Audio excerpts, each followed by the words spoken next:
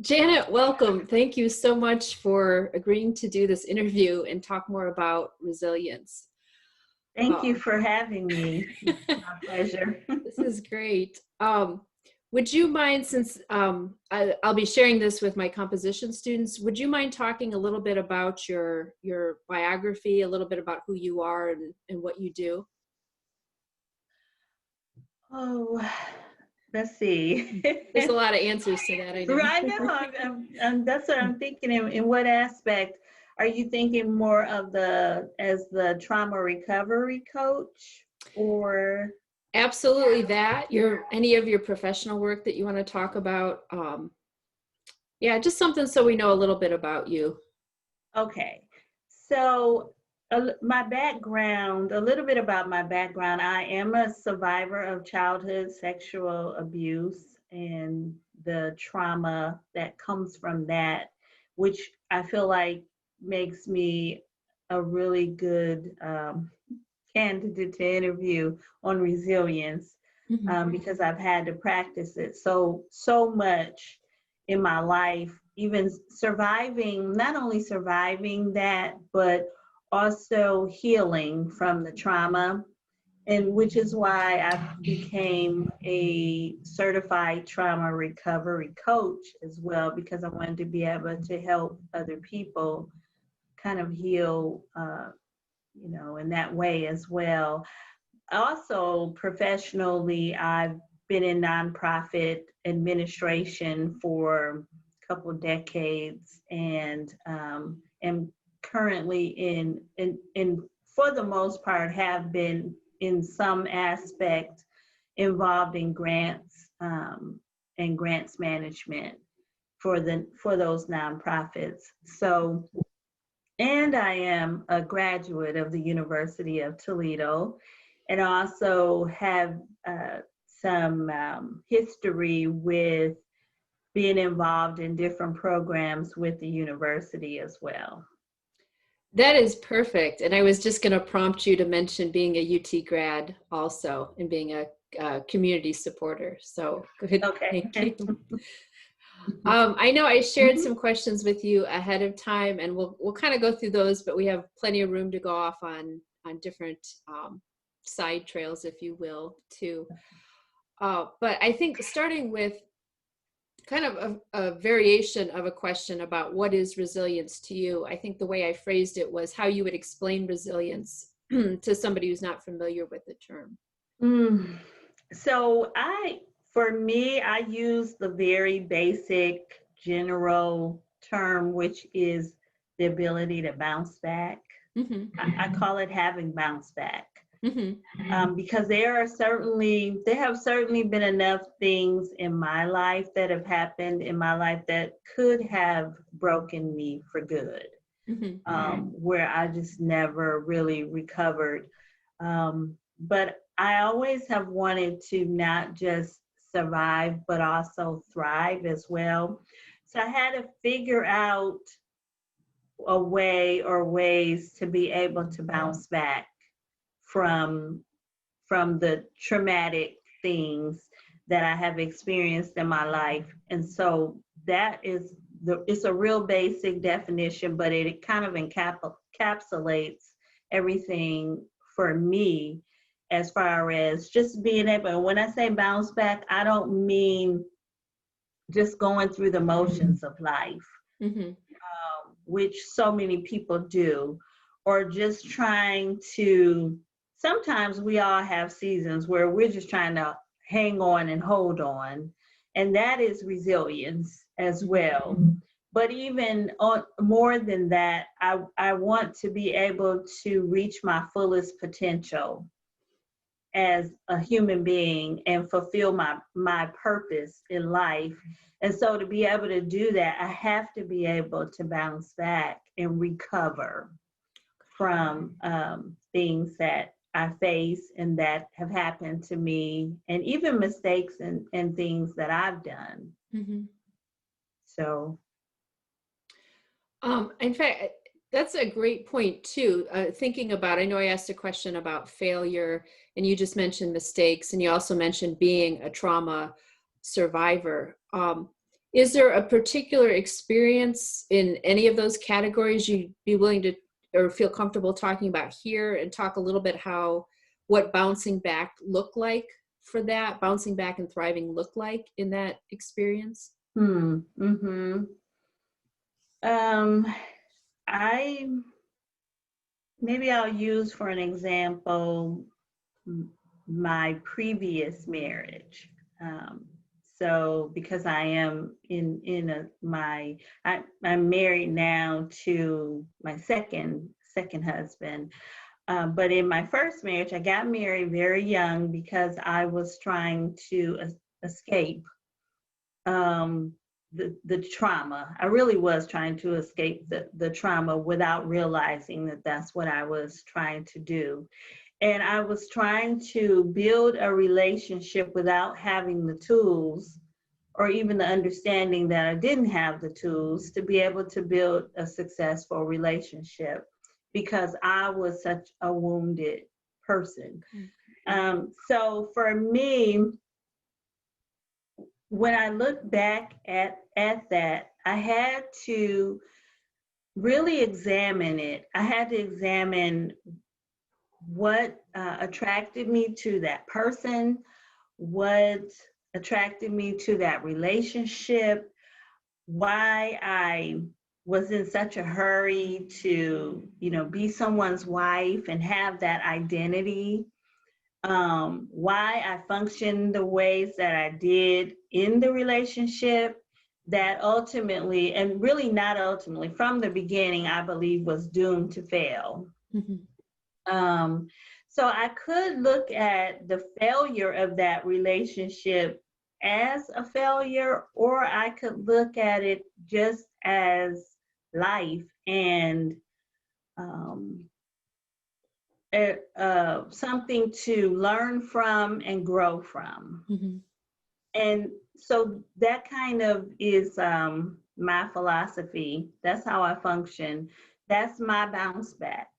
Okay. That's my resilience perspective. And that is to look at every experience as an opportunity for growth, an opportunity to learn, grow, mature, become more complete and whole as a person.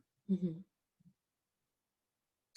That's a great example. Thank you for sharing that. And I think that adds to the definition of resilience that you've been sharing too. To follow up on that, especially in relation to the story you just shared, I know the terms strength and persistence and drive are some terms a lot of times that are used, interchangeably, mm-hmm. and sometimes used maybe in place of resilience. What would you see as the difference between somebody has drive or persistence as opposed to calling somebody resilient? Personally, I feel like those were probably aspects of it, aspects of resilience. I feel like, I feel like our ability to excel in those areas is directly tied to our ability to practice self-care. Okay. I say that because I feel like for myself, the degree to which I did not love myself, the degree to which I carried self-doubt, even self-loathing sometimes, affected my ability to show up in certain ways in the world. Mm-hmm. I feel like that word strength in particular, we tend to downplay, but I feel like all of us have strengths and we're all strong in some way, or else we wouldn't be able to keep getting up every morning. Mm-hmm. Because life is hard. Mm-hmm. Life is hard for everybody. So we all make up our minds to get up and live it again, each day, to whatever degree we feel, we're able to do that. So I feel like it's hard for me to separate out those words. What was it? Strength, persistence. What was the other one? Drive. And drive. Yeah, so for me, they're all part of the same mindset and philosophy that I have. And that is that I am going to, like I said, reach my fullest potential. I'm going to be the person that I was put on this earth to be. Mm-hmm. And I'm going to become that person no matter what. Okay. So to me, that encapsulates all those words. Okay. It actually makes me think of a term. I know I didn't put this in the questions, but our class is starting to read some of Carol Dweck's work about growth mindset as opposed to a fixed mindset. And you just really kind of identified the idea of you're seeking to grow to your fullest potential. So kind of characterizing that, setbacks or failures are all seen as opportunities to keep growing and not a reflection on, personal worth or value or something like that. Exactly. Mm-hmm. Exactly. Because otherwise, my only other alternative is just to feel defeated, walk through life feeling defeated all the time. And that's not a direction. Now, I've been in that place. I've been in a victim mindset and lived in that place. Mm-hmm. But I just came to the place where I felt like this is not benefiting me Mm-hmm. in the way that I wanted to. And that is, I felt like it was hindering me from reaching that full potential. Mm-hmm. So I had to make a conscious decision to adopt a different perspective. Mm-hmm. And then to add to that, because I know a lot of the work that you do is helping people who have that victim mindset that you talked about. What are some ways that what kind of strategies do you recommend to them? Or can you talk a little bit about how you help other people display resilience and move past that victim mindset? That is a great question. I know, I wish I had asked it in my list of questions, but I didn't think of it until you talked about it just here. Well, I was just a person that I'm working with currently. We just had a conversation a couple of days ago, and this person was identifying some ways in which they realize that they have been manipulated by another person. And, it was wonderful and it was great for them to be able to have this recognition, but that I wanted them to see that that's only part of the picture. The other part is once we become adults, because when we're children, we're vulnerable. But once we become adults, we can learn to teach people how to treat us. And people treat us the way we allow them to. So it was good that they recognized that they were being manipulated, but I felt like they also needed to recognize how they had allowed the manipulation to continue and even participated in the manipulation of, without even realizing it, because we do these things unconsciously. Mm-hmm. And so it was very important to realize that we make choices. We make choices in life. Just like you can make the choice to heal, or you can make the choice to stay where you are. You can make the choice to grow, or you can make the choice to not grow. So any situation, even when and please, I'm not saying that we are not victimized in life, because we are, but we can choose to even just because you were victimized doesn't mean you have to remain a victim, if that makes sense.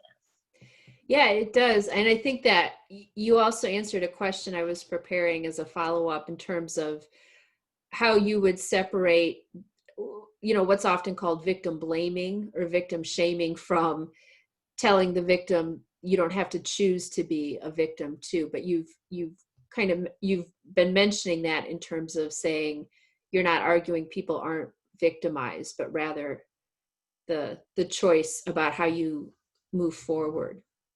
Exactly. Because it was important for her to understand that she has been victimized. Mm-hmm. It's true. And have empathy for that. Absolutely. Mm-hmm. But now what? Because what happens a lot of times is people will just say, well, I can't move forward, or because this person has done these things to me. Mm-hmm. Well, it's true that this person has done these things to you, and it has negatively affected you. No one is disputing or denying that. But if you allow them to continue to negatively affect you, then that's a choice you're making. Mm-hmm. So it's recognizing and understanding both aspects of it. Okay. Yes, I was victimized, and this is how it affected me, and this was not my fault. Mm-hmm. It was not my choice. It was not my fault. And there are real effects and consequences that have come from that. Mm-hmm. But on the other hand, what am I going to do moving forward? Am I going to stay here and keep blaming this person for where I am in my life now? Or am I going to make some decisions to help me get to where I want to be in my life? Mm-hmm. So it's really taking back, I guess you could say resilience also in a way is taking back your power. Okay. Taking back control of your life and your perspective, your decisions, and your actions, the actions that you take to better your life. Mm-hmm. With that too, this relates to what I think I listed as the last question, and I'll apologize in advance because it's a huge question, and I'm not saying you need to have the answer to this, but that insight for individuals, how do you think that applies, or what changes when we're talking about social justice movements? Like, I know that you're active in posting and advocating for Black Lives Matter, and I've seen your work with that too. What would change about your definition of resilience or your guidance to people if we're thinking about large-scale social justice movements like that? Well, as a Black person in the United States, I will tell you that we have had to have resilience to be able to survive these hundreds of years from the system of slavery and all of the offshoots that have come from that. We learned to be resilient. We learned it from our parents and their parents and their parents who were slaves. We learned resilience, or else we would not have been able to survive and keep surviving. What we want to do, and what I want to encourage everyone to be able to do, is not just survive, but thrive. Mm-hmm. And so the question is, how can we learn to do that? How can we carry our pain, but yet at the same time continue to grow and move forward? And so that is, I think that's a message that can translate to everyone. Mm-hmm. You know, we all have pain. It's just that as Black people, we have a, um, a corporate pain. You know, we have a tied to our culture and tied to our race. We have a corporate pain, but so we all have to learn, but we all have to learn to carry pain and to still move forward. And it's hard. It's so difficult. It is difficult, and you have your moments where you just feel like I can't do it today. I just can't. I can't shake off another thing. You know, I'm married to a Black man who's been harassed and stopped by the police at least 20 times in his life that he could count, you know, that he could think of. You know, I have a Black son, I have a Black stepson. And so these things that, and I am a Black female in professional environments. And I know that there have been people who have underestimated me just because of that. They've made an assumption about me, and then I have to be mindful of how I present myself because I don't want to be characterized as the angry Black woman kind of thing. So it's just a lot. It is a lot to have to deal with and still want to be productive and successful and give back to society. It's a lot. So for me, resilience includes that self-care that I mentioned earlier, and a big part of self-care for me is journaling. Journaling is a self-protective and a self-soothing behavior for me because it allows me to get in touch with myself, honor my feelings, value, you know, my thoughts, my perspective, and process things that I'm dealing with, going through, experiencing. In fact, I think that kind of overlaps with what I was framing as the next question too. And thank you for giving such a thorough, really insightful, thorough response to that previous question. But thinking about what you're passionate about, and I know there's so many areas you could talk about, but what you're passionate about and how you use resilience in those areas of your life, specifically the ones you're passionate about. You probably can tell by now that I am extremely passionate about people discovering themselves, learning to be who they truly are, not who someone has told them they are, not who they feel like they have to be, but who they truly are, and having the confidence to be able to show up in the world as themselves and be proud of who they are, not in a boastful way or in a way where they feel like they have to put other people down, but just to be comfortable in their own skin. That is my passion, for people to be able to be comfortable in their own skin, because when you're able to be comfortable in your own skin, then I feel like you're able to contribute to society, whatever it is, whatever gift you've been given to contribute to society, and then that's going to benefit me and the rest of us. So I'm really passionate about people being able to be their true selves, because for so long in my life, I didn't know that it was okay for me to be that. Okay. So I developed all of these false personas, even though the real me was in there and I knew she was in there, but I didn't know that it was okay to show her to the world. Because, and a lot of that goes back to the grooming, the original grooming, because a big purpose and reason for that is so that I can make you feel like you're not okay. And then you'll let me keep doing whatever it is I'm doing to you. Okay. As part of the being a survivor, the grooming that you experienced. Yes. Mm-hmm. Yeah. So I, I'm very passionate about that. People just learning to, like I said, be comfortable in their own skin and know that it's okay to be your unique self, to be the unicorn that you are.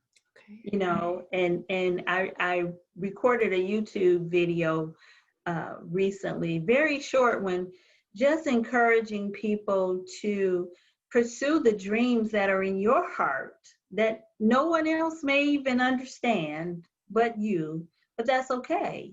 Mm-hmm. Pursue those dreams. We don't need approval and buy-in from everybody else. Do what has been put in you to do and give the world a gift that we didn't even know we needed. And that's what I really want to see people be able to do. I want to see them be able to thrive at being themselves. Okay.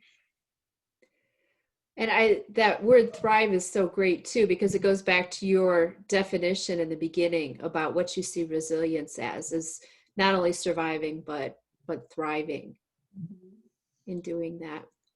Absolutely. Um, those are such excellent, excellent responses. I'm just checking quickly to see if there was anything else that I wanted to make sure I asked, because I really enjoyed being able to kind of go in different directions with our questions too. Maybe a good closing question here. Is there anything about resilience or the application of resilience in the different ways you've seen it you really want to make sure other people know, or you think doesn't get understood, that you'd like to kind of leave as a closing thought? Maybe it would be for me that um, resilience is a mindset. It's a mind. It might be when we're children and we have things that we survive, and I think all of us had to survive our childhoods to some degree because no parents are perfect, right? Even if you weren't abused or anything like that, or even if it was just being bullied in school or picked on or not fitting in, whatever. We all had things we had to survive, and we had to be resilient in that way. But I think once, as I said earlier, once you become, you start getting older, and you have the freedom to choose the person that you want to be, then I think resilience takes on even more of a meaning where you can consciously develop a mindset that this is how I'm going to view life and the things that happen to me in life. This is how I choose to go through life. And that's what I think the difference is, that we get to choose. We have choices. And I think empowering people to know that it's okay for you to choose what works for you, even if other people don't understand it and don't agree with it. To me, that helps you be resilient, when you can be true to yourself and not go against and abandon yourself. What a great closing note. I think that's very inspirational too, as a final thought. Is there anything we didn't get a chance to talk about in relation to resilience that you'd like to bring up or to mention? I think we pretty much covered it. Okay. Yes. Yes. I think it was very comprehensive. Yes. Do you agree? I do. Yeah. I think kudos to us for this Yes. interview. Yes. Well, I'm going to say that, Janet, thank you so much for participating in this and for sharing your ideas. And I'm delighted that I'll have a chance to share this with my students also. But I know that I've learned a lot from this interview and from hearing your thoughts. So I appreciate that. And thank you. I'll stop the recording here, but thank you very much. Thank you too. And I'm very excited for, and then hopefully I will help some people. Yes, yes, I definitely think so.